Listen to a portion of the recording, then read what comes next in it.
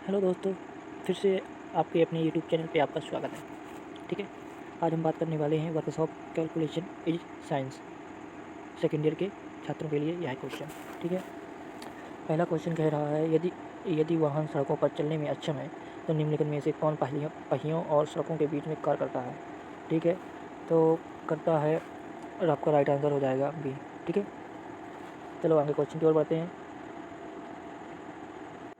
दूसरा क्वेश्चन कह रहा है कौन सा घर्षण बल पर निर्भर करता है, धातुओं का प्रकार या संपर्क सतह या फिर संपर्क धातुओं की मात्रा या धातुओं की गुणवत्ता।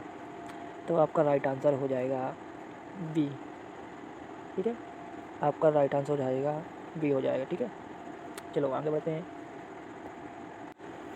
अगला क्वेश्चन कह रहा है घर्षण गुणांक को दर्शाने के लिए किस प्रतीक का उपयोग किया जाता है। ठीक है, तो ये किया जाता है म्यू।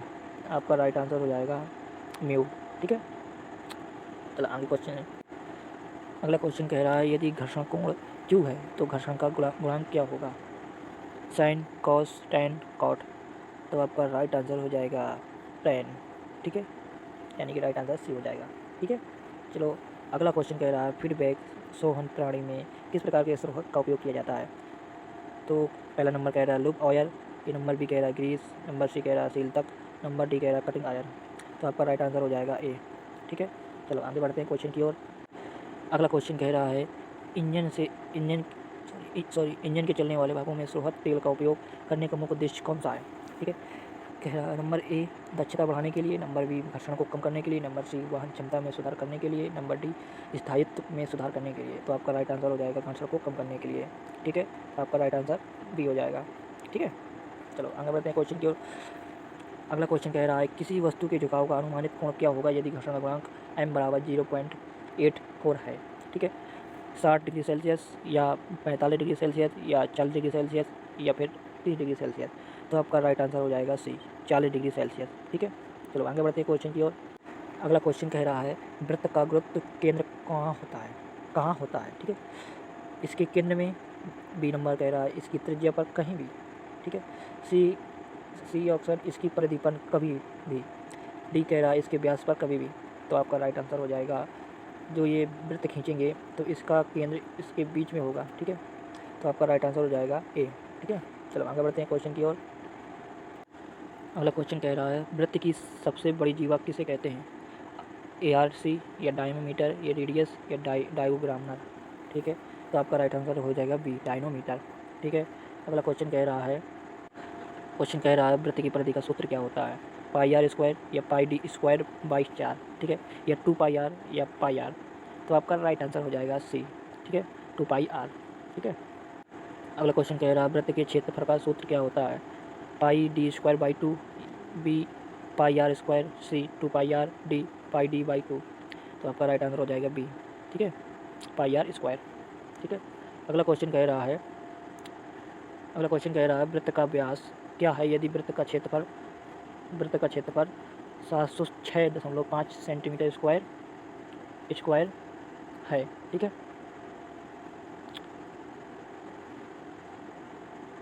अगला क्वेश्चन कह रहा है कि 5a स्क्वायर बी गुणे 8a5 b3 का गुणनमान क्या है। ए है 40 ए की घात 7 बी की घात 4, बी कह रहा है 40 ए की घात 3 बी की घात 2। ठीक है, सी कह रहा है 40 ए की घात 4 बी की घात 7, डी कह रहा है 40 ए स्क्वायर। ठीक है, b3। ठीक है, तो आपका राइट आंसर हो जाएगा 40 ए की घात 7 बी की घात 4। ठीक है, आपका राइट आंसर ए हो जाएगा। ठीक है, आगे बढ़ते हैं क्वेश्चन की ओर। अगला अगला क्वेश्चन कह रहा है ए की घात एम गुणे ए की घात एन का सूत्र क्या होगा। ठीक है, ए है ए की घात एम प्लस एन, बी है ए की घात एम माइनस एन, सी है ए की घात एम एन, डी है एन इंटू ए की घात एम।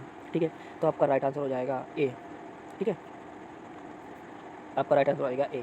ठीक है, चलो आगे बढ़ते हैं क्वेश्चन की ओर। अगला क्वेश्चन कह रहा है कि ए अपॉन ए की घात एम का मान क्या होगा।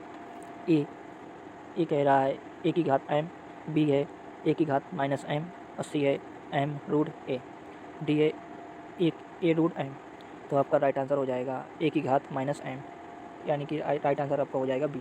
ठीक है, चलो आगे बढ़ते हैं।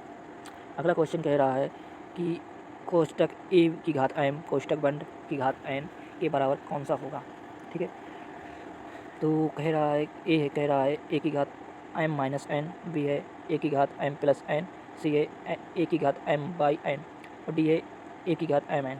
तो आपका राइट आंसर डी हो जाएगा, ए की घात m n। ठीक है, अगला क्वेश्चन क्या है, अगला क्वेश्चन कह रहा है कि ए प्लस बी का होल स्क्वायर का विस्तारित रूप क्या होगा। तो ये तो आप जानते हैं कि ए की A square plus 2b square plus 2ab ये तो होता ही है। तो ये देख लो कहाँ पर है, तो आपका ये मिल रहा है ए ऑप्शन में, तो आपका राइट आंसर हो जाएगा ए। ठीक है, A square plus 2b plus B square, इसे इसे इस प्रकार भी लिख सकते हैं, सॉरी इसे इस प्रकार भी लिख सकते हैं, A square plus B square plus 2ab। ठीक है, चलो आगे देखते हैं। कह रहा है कि 625 की घात शून्य का मान क्या होगा। ए 0, बी 1, सी 525, डी 25। तो आपका राइट आंसर हो जाएगा 1। ठीक है, अगर किसी संख्या का भाग किसी 0 से दोगे तो उसका मान 1 ही आएगा, और अगर किसी 0 का भाग किसी संख्या में, ठीक है, अगर दे रहे हैं तो उसका मान 0 आएगा। ठीक है, तो आपका राइट आंसर हो जाएगा ए यानी कि बी। ठीक है, चलो आगे बढ़ते हैं। आगे क्या कह रहा है, आगे कह रहा है कि ए की, वही दोहरा दिया सब वाला नहीं, दूसरा है, कह रहा है कि ए की घात m बाई n का मान क्या होगा। ठीक है, तो ए है ए की घात माइनस एम एन, ठीक है, बी है ए की घात m प्लस एन, सी है 1 बाई एन की घात ए की घात m सॉरी। ठीक है, डी है एन रूट ए की घात n। तो आपका राइट आंसर हो जाएगा डी। ठीक है, चलो आगे बढ़ते हैं क्वेश्चन की ओर। अगला क्वेश्चन कह रहा है ए क्यूब माइनस बी क्यूब का विस्तारित रूप कौन सा है। तो आपका राइट आंसर हो जाएगा ए माइनस बी, ये कोष्टक बंद हो जाएगा और अलग से हो जाएगा A square plus B square plus A B. तो आपका राइट आंसर हो जाएगा बी। ठीक है, चलो आगे बढ़ते हैं क्वेश्चन की ओर। कह रहा है विकृति की इकाई क्या है। तो आप तो जानते हैं कि इसकी कोई इकाई नहीं होती है, तो नो यूनिट। ठीक है, तो आपका राइट आंसर डी हो जाएगा। ठीक है, अगला क्वेश्चन कह रहा है लंबाई में परिवर्तन को व्यक्त करने के लिए किस चिन्ह का उपयोग किया जाता है। एल का, या ये जो इसको नाम मुझे नहीं पता, आप ये वाला ऑप्शन या आई या फिर ई। तो आपका राइट आंसर हो जाएगा म्यू ही लगभग, मुझे लग रहा है म्यू का ऑप्शन है, आप देख लीजिएगा कौन सा चिन्ह है इसका। ठीक है, चलो आगे बढ़ते हैं क्वेश्चन की ओर। अगला क्वेश्चन कह रहा है किसी स्टील को लगभग 723 डिग्री सेल्सियस तक गर्म करने के बाद बनने वाली संरचना का नाम क्या है। ठीक है, सीमेंटाइट, ठीक है, ऑस्टेनाइट या मार्टेसाइट या पैराइट। ठीक है, तो आपका राइट आंसर हो जाएगा ऑस्टेनाइट, बी राइट आंसर हो जाएगा आपका। ठीक है, कौन सा, बी। ठीक है, चलो आगे बढ़ते हैं क्वेश्चन की ओर। अगला क्वेश्चन कह रहा है टेम्परिंग की प्रक्रिया में धातु के टुकड़ों को 250 डिग्री सेल्सियस तक गर्म करने पर उनका रंग कैसा होता है। नीला होता है या ब्राउन होता है या बैंगनी होता है या पीला होता है। तो बी आपका राइट आंसर हो जाएगा, ब्राउन होता है। ठीक है, चलो आगे बढ़ते हैं। अगला क्वेश्चन कह रहा है साधारण ब्याज गणना में मूलधन को किस प्रकार दर्शाया जाता है। पी से दर्शाया जाता है, या आई से, या आर से, या एन से। तो जो साधारण ब्याज होता है उस गणना में लिए उसे पी से दर्शाया जाता है, किससे, पी से। ठीक है, तो आपका राइट आंसर हो जाएगा ए। ठीक है, चलो आगे बढ़ते हैं। अगला क्वेश्चन कह रहा है, ठीक है, सॉरी जूम कर लेता हूँ, साफ दिखाई देता था आप लोगों को। अगला क्वेश्चन कह रहा है साधारण ब्याज की गणना में वर्षों को कैसे दर्शाया जाता है, पी से, या आई से, या एन से, या आर से। तो हर हमेशा साधारण ब्याज की गणना में वर्षों को एन से दर्शाया जाता है। आपका राइट आंसर हो जाएगा सी। ठीक है, चलो आगे बढ़ते हैं क्वेश्चन की ओर। अगला क्वेश्चन कह रहा है लाभ कैसे व्यक्त किया जाता है। लाभ को जो लाभ जो होता है उसे कैसे बताया जाता है कि हमें इतना चाहिए, इतना चाहिए। ठीक है, तो हर हमेशा आप परसेंट के हिसाब से बताते हैं कि हम इतने परसेंट देंगे, यानी कि हम 5% लेंगे या 10% लेंगे या 20%। ठीक है, तो आपका राइट आंसर सी हो जाएगा। ठीक है, चलो आगे बढ़ते हैं। अगला क्वेश्चन कह रहा है यदि 208 रुपये के लाभ के साथ लागत मूल्य 7,282 रुपये है तो बिक्री मूल्य क्या होगा। सॉरी ये तो मतलब ये तो हल करने लगे, लेकिन फिर भी हम आपको बता देंगे।